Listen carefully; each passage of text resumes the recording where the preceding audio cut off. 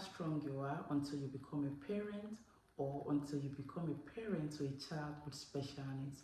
It's a different. Mamas, welcome back to my channel. If you're new, thank you so much. Please do not forget to subscribe, like, comment, and share the video. If you're a returning subscriber, thank you so much.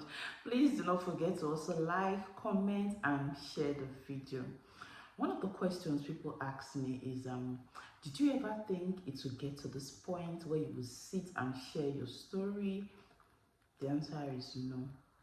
Like, I never for once thought it would get to this point where I would sit, share my story, and also encourage other moms. No, because I remember then I was always crying.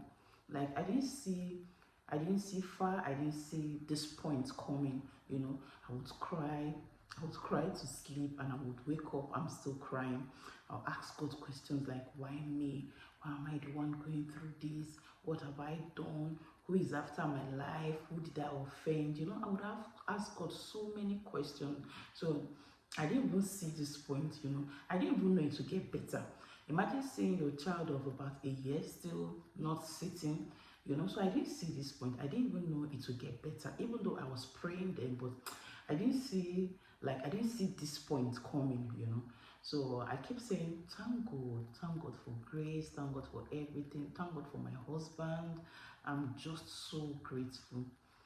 2016, we had our daughter, and everything went so well.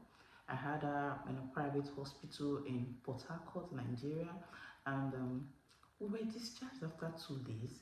There was no emergency, there was nothing. Like, everything was so okay. So we got home. The only thing is she didn't breastfeed. We got home after, like, I think about 3-4 months. We went to get stuff for her, and when we got there, we met a lady there, the owner of the store actually.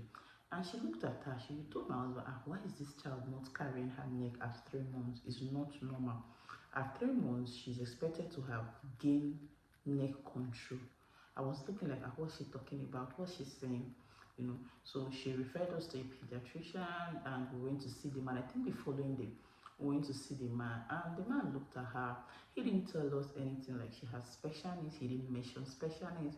He only said the signal the brain is getting is low, but he would recommend something that would help her.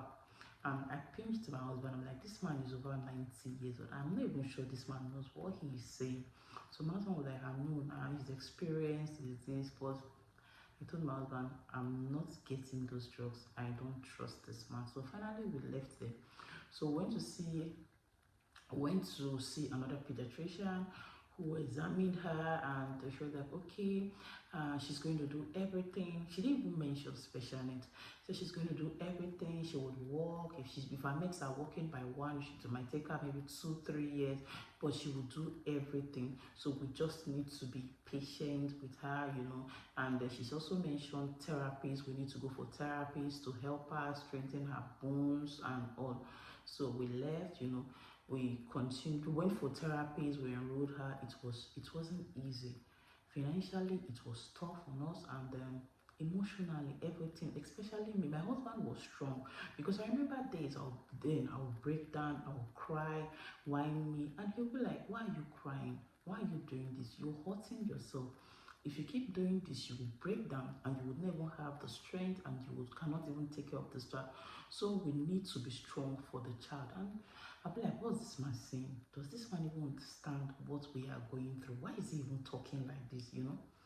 So we started therapies, and everything was going well. At about 6 months, she gained neck control. She was able to carry her neck well, and that's progress. We were happy.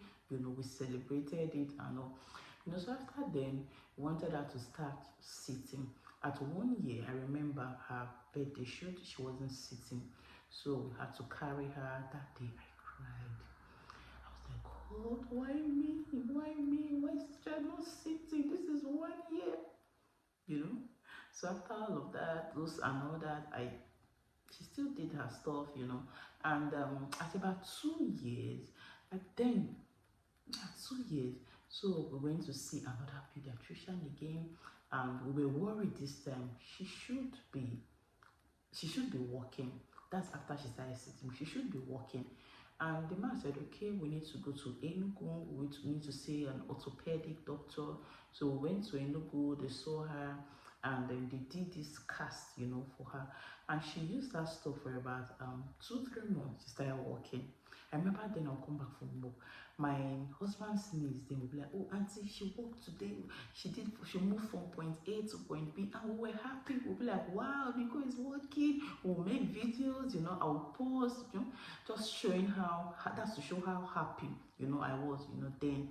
So she started working, and we were so happy. So we're now worried, okay, she should start making sentences, she should start talking and all. So I remember then it was tough. Let me also talk about the part of getting a school for her. It was tough. We went to the school, really wanted her to attend. They were like, oh no, we can't take her. Even when we offered to get her like a minder that will pay, even in school, no, we can't take her, we can't do this, So we eventually got another school, we enrolled her, and we started therapies. She started making sentences, she started talking, and generally there's been progress. That's what I would say. It's not easy. Like if I sit here and tell you, oh no, it's easy with God by your side, it is not easy. In short, anywhere you see a mom or you see a parent who has a child with special needs, hug the person. The person is going through a whole lot. I will tell you that for free. This is me sitting here after 8 years, and at times I still struggle with some things. At times I still struggle with my emotions. So it's not easy. You need first of all, you need God. You need a supportive partner, because if you have these things, it will make the journey like not as stressful, because it is stressful. I know what I am saying, and I always say this: the earlier you go for therapies, the better for you. I see so many women, they live in denial, like they tell themselves, no, everything is okay, this, that, or start. Church is fantastic. I believe in God. I go to church, I believe in God. But you need to do the needful. You need to see a doctor. You need to find out your child's diagnosis. You need to go for therapies. And there are some cases the child will be on medication. The child needs to take medication for the child to get better or something, or for the child to improve. So I realize some of us, we ignore this part. I've seen I'm seeing a lady. She said, no, the child is possessed. They started doing church and all. They ignored, no therapy, no medication, nothing. And for me, that is not the right thing to do. This is me encouraging other people now. That's not the right thing to do. The right thing to do is to see a doctor, find out what's wrong. There's one thing being a parent to a child with special needs does. You will be so scared. Nobody will tell you this. I'll tell you this for free. You will be so scared. You will be scared of trying for another baby, because your mind will keep telling you different things. What if? What if? What if? What if? Then I was so scared. My daughter was 4 years old. Yes, I didn't want to go for another child. Like people be like, oh, go now, baby number 2. I didn't want to go. I was scared of what if the other child turns out to be special needs. And I was also worried for, okay, how will I manage 2 children? Because I'm still taking care of her, then having another child. And this person, I'm not a big fan of nanny. I'm not a big fan of having someone live with me. I'm not a big fan of that. So I was worried, I was scared. I remember when we went to see the orthopedic doctor, that's the one who referred us to Enugu. He said, you can go ahead, go and have another child. Leave her. She's going to grow at her own pace. That's one of the best advice I got. He was like, go and have another child. If you want to have another child, go get another child. She will grow at her own pace. She will do everything. Just go get another child if you want to. So I started thinking about it. So, okay, should we not? I still didn't make up my mind. In short, my second baby coming, we didn't plan for it. You know, not like I said, okay, not like we said, okay, it's time for another baby. No, we didn't plan for it. I remember the day we found out. I was crying. Like, what is this? We are not ready for this. We're not even stable financially. You know, so we're not ready for it, but it happened, and I'll still say this. I'm happy. Like, I'm happy he came, because the truth is, he has also helped my daughter in a very big way. Like, now we see our daughter trying to talk like him, trying to imitate him, trying to do stuff like him.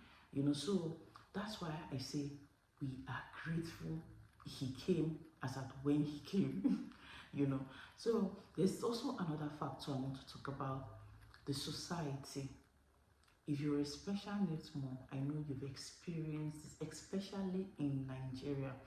I think we need to do better. I keep saying this. You go out, the stigmatization, English, you know, so many things. The way they look at the child, the way they talk to you. Some people have this mindset that if you have a child with special needs, you've used the child for rituals. It's sad. Like, it's sad. Some people still say that up until now. And the truth is, I heard all of those things. People said those things to me, you know. So it's a whole lot when you're dealing with it, when you have a child with special needs. But the thing is, it gets better. I will tell you for free, it gets better. I would never stop saying it gets better, because really it gets better. So this is my story, and if you watched to this point, thank you so much. Please do not forget to like and share this video to anyone